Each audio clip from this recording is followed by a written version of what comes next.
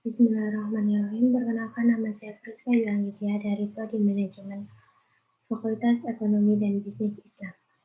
Saya di sini akan menjelaskan beberapa tentang ilmu logika.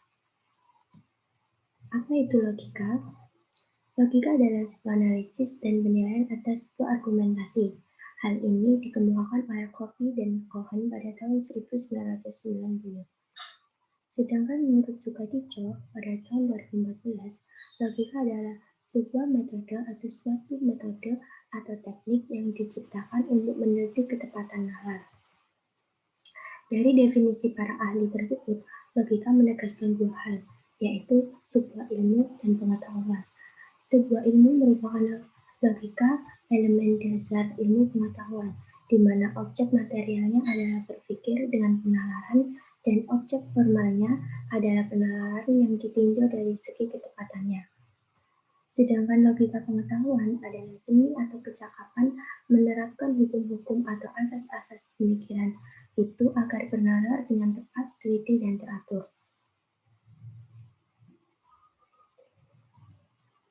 Logika dibagi menjadi dua, yaitu alamiah dan akademis atau ilmiah. Yang pertama ada logika alamiah, yaitu suatu logika di mana kinerja dari akal budi manusia yang selalu berpikir secara cermat, tepat, serta lurus sebelum pemikiran tersebut mendapat pengaruh dari luar. Sedangkan logika akademis adalah sebuah cara untuk membuat akal budi seseorang itu bekerja dengan secara cepat, lebih cermat, lebih teliti, serta lebih lurus. Logika ini berguna untuk menghindari sebuah kesalahan dalam berpikir untuk menghadapi sesuatu. Contoh dari logika alamiah adalah Ferry terlambat bekerja karena kesiangan. Logikanya, agar tidak bangun kesiangan, Ferry bisa menghidupkan alarm atau menyuruh orang tua untuk membangunkan supaya tidak terlambat bekerja. Contoh dari logika akademis, manusia bisa menahan nafas sampai 5 jam. Logikanya, pernyataan tersebut tidaklah benar. Nyatanya, menurut penelitian rata-rata manusia normal bisa menahan nafas dalam air selama 30 atau 60 detik. Yang kedua ada definisi. Definisi adalah gambaran akal budi yang abstrak dan bersifat badiniah tentang sesuatu. Hal ini dikemukakan oleh Lannert pada tahun 1983. Pada dasarnya, definisi disusun untuk menjelaskan wujud dari sebuah simbol. Definisi sendiri memiliki arti pengetahuan yang kita butuhkan dan merupakan analisis konotasi. Tugas definisi adalah untuk menjelaskan pengertian kata agar tidak terjadi keseimbangan atau kesiuran dalam penggunaan kata tersebut. Cara membuat definisi ada dua. Yang pertama, dengan memahami unsur-unsur definisi terlebih dahulu, agar mengetahui beberapa teknik membuat definisi. Yang kedua, harus memahami rambu-rambu untuk menyusun definisi. Definisi yang baik harus merumuskan dengan jelas, lengkap, dan singkat semua unsur pokoknya. Cara membuat definisi. Yang pertama, definisi harus singkat, tetapi tidak terlalu luas dan tidak terlalu sempit. Yang kedua, tidak boleh sirkular atau berputar-putar. Yang ketiga, definisi pasti general atau umum. Yang keempat, definisi tidak boleh memakai kalimat metafor atau ibarat, atau kata-kata figuratif, dan menggunakan perkataan gaib atau samar. Yang kelima, tidak boleh menggunakan kalimat negatif. Contohnya, penguin adalah jenis burung yang tidak dapat terbang tetapi pandai berenang. Berikutnya adalah kodia. Kodia adalah sebuah pernyataan sempurna yang isinya mengandung kemungkinan benar atau salah.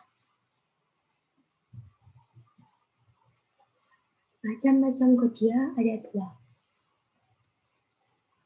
Yang pertama, kodia sartia dan kodia hamlia. Kodia sartia sendiri ada atau tidaknya hubungan antara kodia. Sedangkan kodia hamlia adalah kodia yang menerangkan terjadinya ketetapan hukum atau tidak tergantung pada sesuatu yang lain. Kodia sartia dibedakan menjadi dua, yaitu mutasil. Kodia sartia mutasil adalah adalah ada atau tidaknya kelaziman atau hubungan di antara dua kotia. Dalam kotia ini terdapat ma'uzibah dan salibah. Contohnya adalah ma'uzibah positif jika dosen masuk perkuliahan dimulai. Dan salibah negatif tidaklah jika kita makan, kita tetap lapar.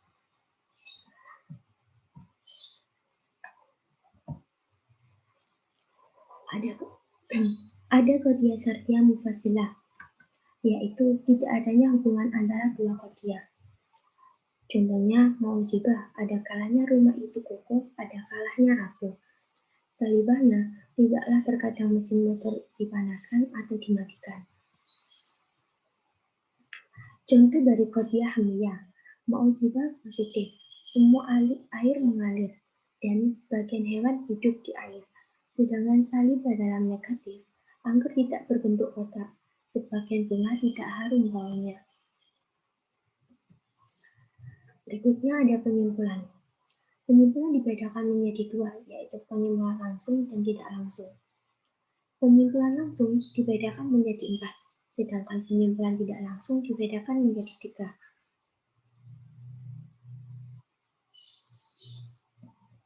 Penyimpulan langsung yang pertama ada oposisi, di mana oposisi dibedakan menjadi 3. Ada oposisi kontradiktoris, ada oposisi kontraris, dan oposisi subaltermansi. Yang kedua ada inversi, di mana inversi adalah suatu proses penyimpulan langsung dengan subjek yang bersifat kontradiktoris dari subjek yang diberikan.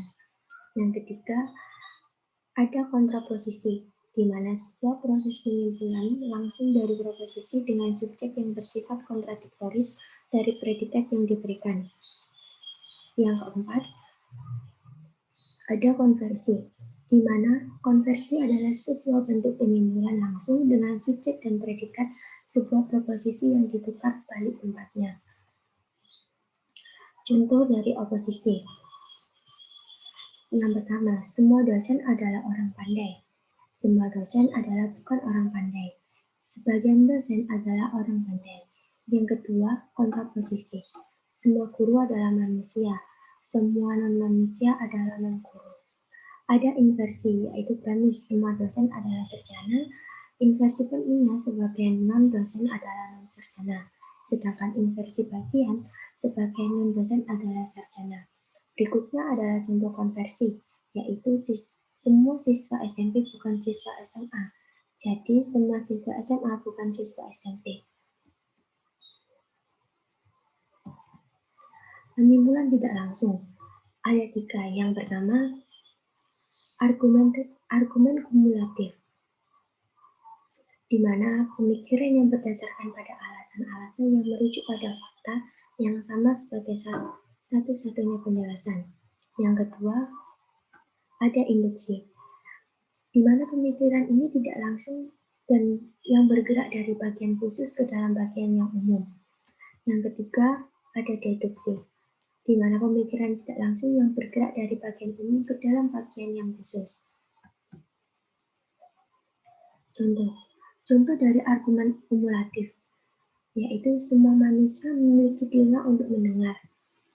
Sedangkan contoh induksi, manusia adalah makhluk hidup. Contoh dari deduksi, semua manusia membutuhkan telinga untuk mendengar.